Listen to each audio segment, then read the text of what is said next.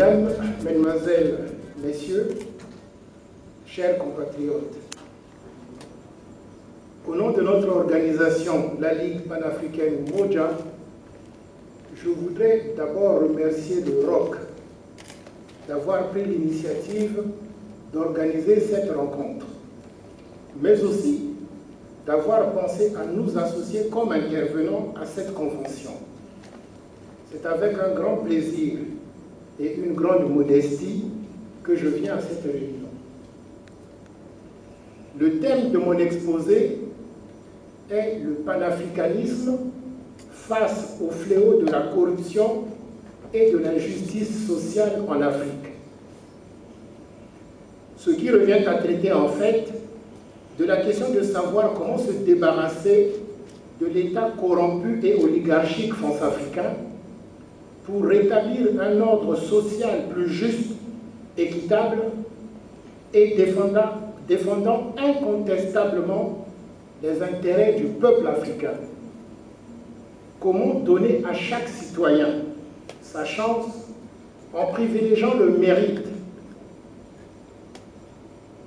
plutôt que les basses préférences ethniques combinardes de solidarité du gang? Et quelle réponse donne le panafricanisme à toutes ces questions? Il faut savoir qu'aujourd'hui, au classement des pays les plus pauvres, ayant les élites politiques les plus corrompues, les pays de l'Afrique dite francophone figurent en très bonne place parmi les têtes de liste. Cet état de fait n'a rien d'une fatalité, puisqu'il ne possède pas de quelques dispositions naturelles des Africains à la corruption ou à la pauvreté. Au contraire, ces causes fondamentales doivent être recherchées dans l'origine même des pouvoirs publics qui sévissent dans les pays visés depuis les fameux soleils de l'indépendance. Nous allons parler de corruption. Un pouvoir corrompu, un pouvoir usurpé est un pouvoir corrompu.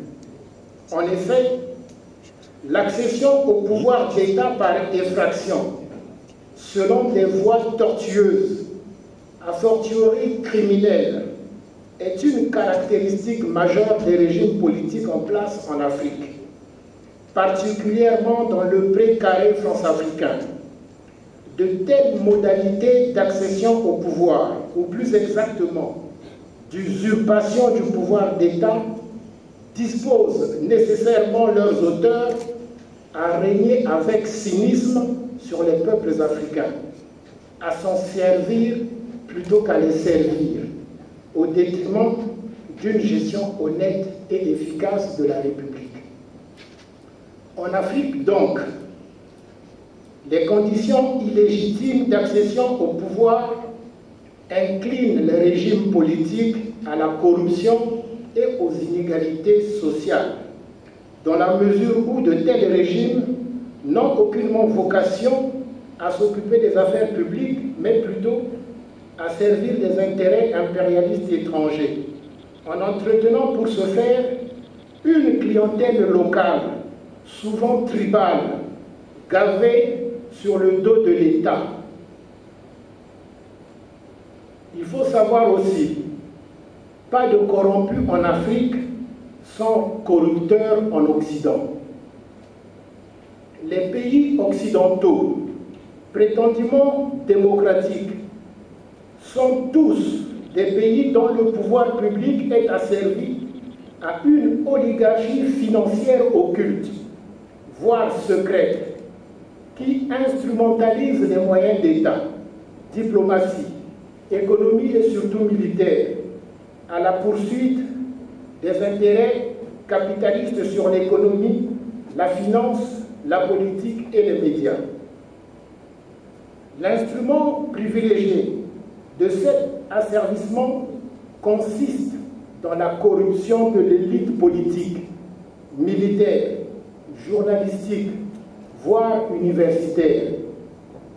Les pays occidentaux sont donc les pays les plus corrompus qui soient, où la corruption de l'élite est un mode de régulation systémique du pouvoir d'État. Ainsi, la corruption constatée en Afrique est une excroissance du système occidental de la corruption des élites par l'oligarchie impérialiste capitaliste.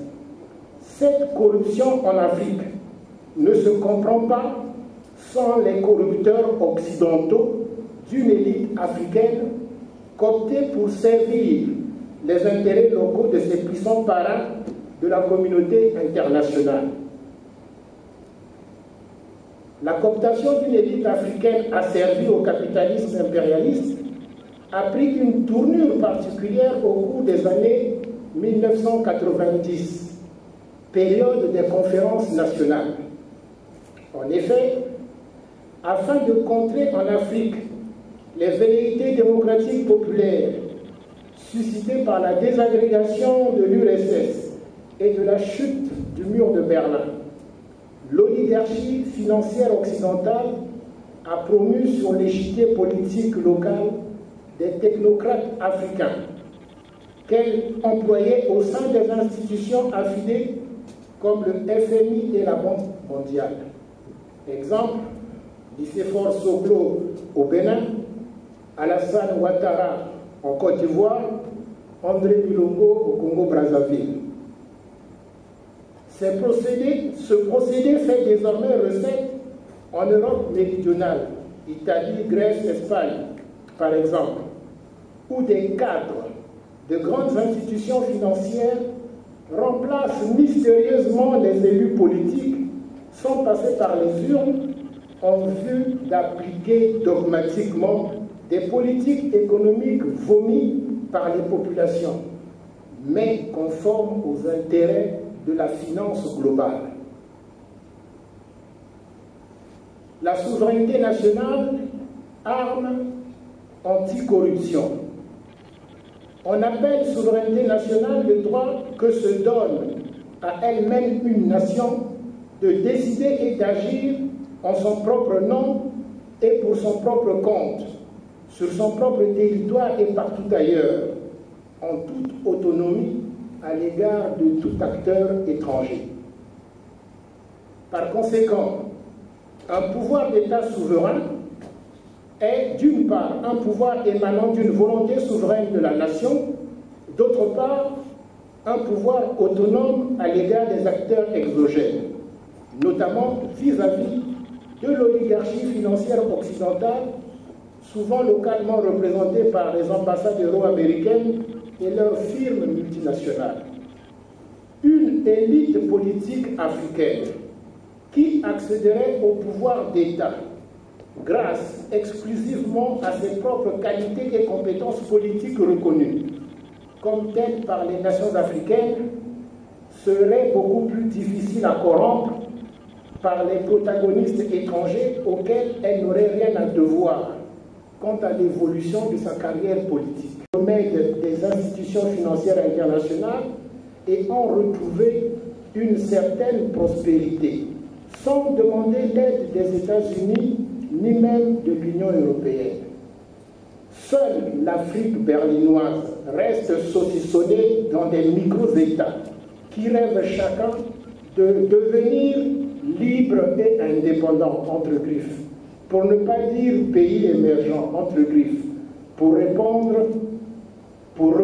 un vocable à la mode. La solution globale à cette injustice est et sera nécessairement panafricaine. Il nous faut œuvrer pour une politique économique qui défende les intérêts de notre peuple, à commencer par transformer nos matières premières dans nos États. Pour cela, il faut constitutionnaliser la transformation des matières premières et doter le continent d'une monnaie unique africaine. Sortir enfin de la zone franc-CFA. En effet, la mise en place d'une monnaie unique africaine va permettre d'harmoniser les économies au sein des anciens territoires berlinois, de faciliter les relations commerciales entre Africains, d'assurer à l'État fédéral africain les moyens de ses ambitions continentales et internationales et assurer la prospérité des populations grâce à une révision des politiques fiscales et douanières. Besoin de sécurité au niveau de l'éducation et de la formation. Dans la plupart des pays africains, l'éducation n'est toujours pas accessible à tous. Par ailleurs, l'orientation générale et le contenu de l'enseignement ne permettent ni de former des diplômés adaptés au marché africain du travail, ni de fournir les armes intellectuelles et culturelles susceptibles d'aider à la construction psychologique du citoyen africain fier et digne, conscient de son rôle dans la société et capable de faire face aux défis de son temps. Sur la recherche scientifique, si on trouve des centres et des instituts de recherche ici ou là, il n'existe pas de politique de recherche régionale ou même nationale. Ce qui revient à dire que la recherche africaine ne participe ni à l'innovation, ni à la création de richesses et d'emplois. La négligence ou l'incompétence de plusieurs gouvernants africains à la préparation et à la promotion de la jeunesse pour assurer la relève est manifeste. Le manque de synergie entre universitaires, chercheurs et entreprises est criard. Peut-on prétendre développer le continent sans un système universitaire et une politique de recherche scientifique à la hauteur des enjeux? La solution globale à cette injustice est et sera panafricaine. Besoin de sécurité au niveau de la santé. Le manque des politiques nationales pouvant permettre aux malades atteints du VIH-Sida d'accéder aux antirétroviraux et autres traitements de leur maladie. Les politiques nationales moins favorables à une protection sociale pour tous dans plusieurs pays africains. La difficulté pour plusieurs millions de personnes d'accéder à l'eau potable, à l'électricité, aux soins de santé, au logement décent, à la nourriture, à la scolarité, au transport en commun, à un salaire décent, à la terre. Peut-on développer une recherche scientifique sur les pandémies dont souffrent les plus défavorisés des Africains, là où les plus nantis peuvent s'assurer une sécurité sanitaire privée? La solution globale à cette injustice est et sera nécessairement panafricaine. Enfin, besoin de sécurité physique et politique. Les guerres et les mouvements armés qui déstabilisent le continent et particulièrement la République démocratique du Congo, le Mali, la République centrafricaine, le Soudan, et qui créent des divisions et des inimitiés entre les peuples, renforcent ainsi davantage la misère de plusieurs milliers de personnes. Face aux atteintes à l'intégrité physique de certains, d'autres violent les règles de droit en toute impunité. Le déni de droits de l'homme, attesté par de nombreux assassinats et formes d'intimidation, le citoyen n'est pas aisé de s'exprimer librement en politique. Les entorses aux libertés de tout genre, pour certains, représentent une des plus grandes injustices dont les conséquences vont jusqu'à l'exil forcé des Africains. C'est le continent qui se trouve alors dépossédé de ses filles et de ses fils, formés mais arrachés à leur continent pour servir dans d'autres pays. La question de l'impunité a en outre permis de violer le droit international et la souveraineté de plusieurs pays africains, comme le Libéria, l'Angola et la Côte d'Ivoire. Peut-on prétendre développer un état de droit sur le continent, là où l'impunité est devenue la règle pour les plus puissants?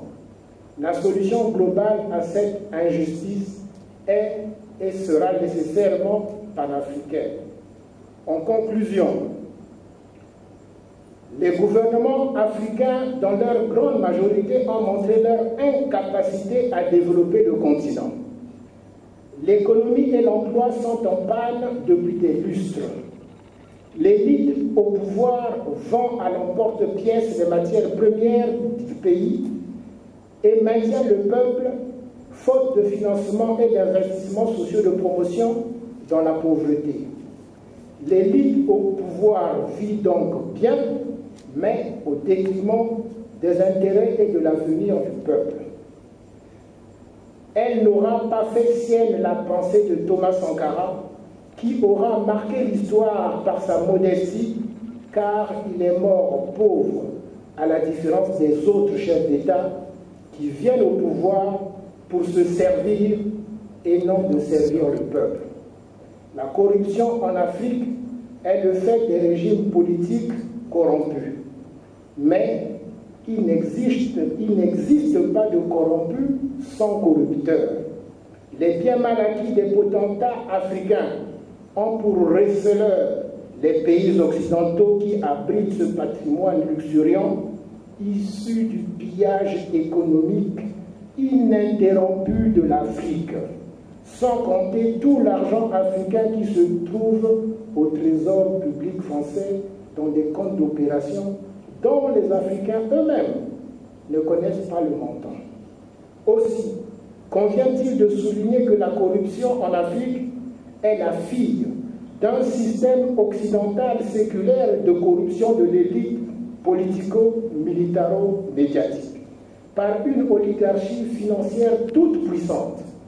La domination du pouvoir politique par le pouvoir monétaire est une réalité très prégnante en Occident, qui s'est répandue sur les régions du monde passées sous le joug politique de l'impérialisme capitaliste. Une lutte efficace contre ce fléau et ses corollaires, notamment les inégalités socio-économiques, exige la reconquête ici et maintenant de la souveraineté politique pleine et entière des nations nègres. Cette exigence est une préoccupation fondamentale du panafricanisme. Souveraineté monétaire, souveraineté militaire, souveraineté de l'exécutif, souveraineté du législatif, mais aussi souveraineté en matière de programmes d'éducation nationale visant à promouvoir les valeurs d'unité, vérité et justice. De ce point de vue, les considérations hérétiques comme la bonne gouvernance, les élections libres et transparentes, qui reconduisent le même système de corruption, ou a fortiori la démocratie ultralibéraliste, imposée à coups de bombes criminelles, ne constituent aucunement un antidote à ce dont elles sont la cause fondamentale majeure. Les politiques publiques sont donc responsables des problèmes d'injustice sociale, car elles brillent par leur impuissance à lutter contre les inégalités. Bien au contraire, les interventions publiques concourent paradoxalement à aggraver l'injustice sociale. Il faut savoir qu'aucun peuple ne peut indéfiniment se résigner au pillage de ses ressources humaines, foncières, halieutiques, minières, minérales, sans prendre un jour tous les moyens nécessaires à sa libération définitive. L'usurpation de la souveraineté politique des nations africaines par l'impérialisme est la cause systémique première de la prolifération en Afrique d'une élite servile, cynique et corrompue. Contre une telle prolifération funeste, le panafricanisme est la seule véritable voie idéologique et programmatique. Le panafricanisme est le seul mouvement intellectuel, socio-politico-culturel séculaire qui prône depuis toujours l'unité du peuple noir, notamment à travers une reconnexion du continent mère avec sa diaspora. Il propose le cadre politique le plus efficace, l'État fédéral, contre toutes les formes d'immixtion et d'agression étrangère en Afrique. Le panafricanisme constitue en soi le rempart idéologique le plus sûr contre la corruption des élites panafricaines et son corollaire, la prolifération des inégalités socio-économiques. Umoja ni nguvu, je vous remercie.